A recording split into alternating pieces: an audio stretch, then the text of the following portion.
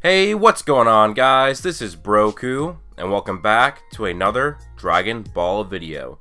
Today we are discussing the Shadow Dragons and if they will be returning in Dragon Ball Super. So before we get into this video, guys, please do leave a like and subscribe. That would be much appreciated, but let's just get right into this topic. So, if you've watched Dragon Ball GT, you would know that the final arc or saga was the Shadow Dragon Saga. This is basically where the Dragon Balls over the years had gained negative energy from all of the wishes. And this led to them basically becoming evil dragons, and this was a big debacle for the characters in Dragon Ball GT, and they had to go on a big quest to defeat all the dragons and collect all the Dragon Balls. And I really liked this saga. I think this was the second best saga of GT, with Baby Saga being the best, but I did really like this. It was really cool, and I loved how the villains worked. There were 7 different dragons, a lot of them had different unique abilities, and at the end they all combined into one. It was really awesome. So if you remember, there was Rage Shenron, which was the electric dragon. That was an interesting one because it was its own unique ability. Then there was Haze Shenron, and he had pollution, which that's not really Dragon Ball like, but that was awesome. I like that.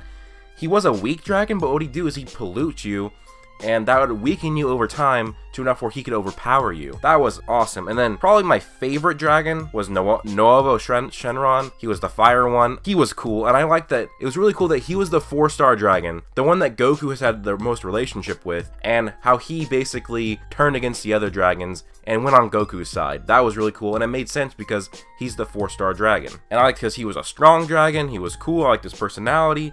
That leads into his brother Ice Shenron, which was an ice dragon, and him and Nova were basically similar in power, but just opposites of, fire and ice. And I liked him too. He's a lot more sadistic, but of course I like Nova better because he was a more respectable guy. He'd let his opponent fight, while Ice just wanted to end his opponent. But I really like these two dragons. I really liked them. I think it was something that I found really interesting. And there is Oceanus Shenron, which is the master of air and wind. If you remember that, Shenron took over an entire town and brought the town fish and stuff like that.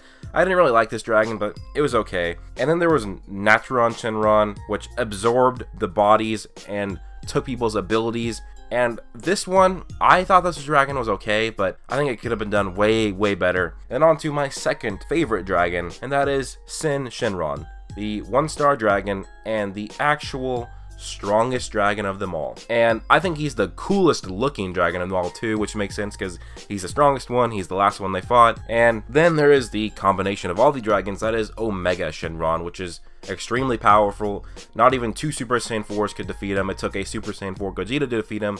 And now let's get to the topic of how this would work in Dragon Ball Super. Well, first off, this is a really cool villain, a really cool concept, and it still would work in Dragon Ball Super because they still use the Dragon Balls over and over again and could still lead to something like this. And now, of course, you'd be like, okay, well, the Dragon's power are limited by their creators. How would they be even strong enough to take on gods like Goku, Vegeta, and maybe even Beerus if you had to intervene? Well, the thing is, we could do this, or they could do this, if they started using the Dragon Balls a lot. Let's say we got enough so that they've used 7 Dragon Balls, but it's in such quick successions, like maybe the Super Dragon Balls are meant to be hardly ever used, but they use the Super Dragon Balls 7 times in a very short time frame, and that leads to the Shadow Dragons from these Super Dragon Balls, making them much, much more powerful, much more of an enemy. And maybe that would make it enough so that if all the 7 dragons didn't combine and you got a universe, or you got a Super Dragon Ball version of Omega Shenron, that maybe even Beerus couldn't even match up against him. I think this would be great to bring in, and honestly, they could do this so that this is just a supporting character arc, and maybe Goku and Vegeta are off training, or in a different universe. Like maybe Vegeta finally goes off and visits Sadala, or he's off training Oob. And this leads, Gohan, Goten, Trunks, all the other fighters there on Earth, and this happens, and Goku and Vegeta are gone, they can't get in contact with Goku and Vegeta, and they have to do this on their own. That'd be a cool arc, and that could also explain maybe them not being able to take on the dragons, or the dragons being strong enough to take them on, because Goku and Vegeta, with them being gone, that would take out the 2 strongest characters and make maybe the dragons more relevant of a villain to these guys. And maybe Gohan can be the hero again, or we can see Goten and Trunks maybe get some action, please.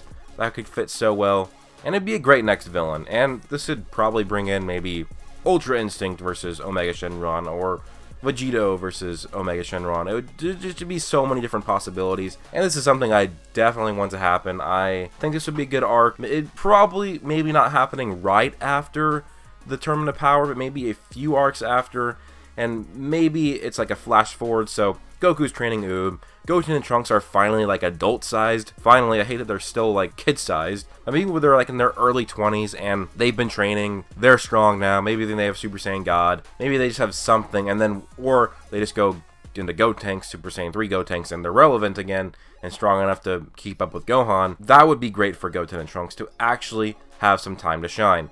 And speaking of that, I really want an episode of Super, like right now, to have an episode where they go back and show Goten and Trunks on the island of Earth, and showing them actually do stuff, defending the island, defending the animals.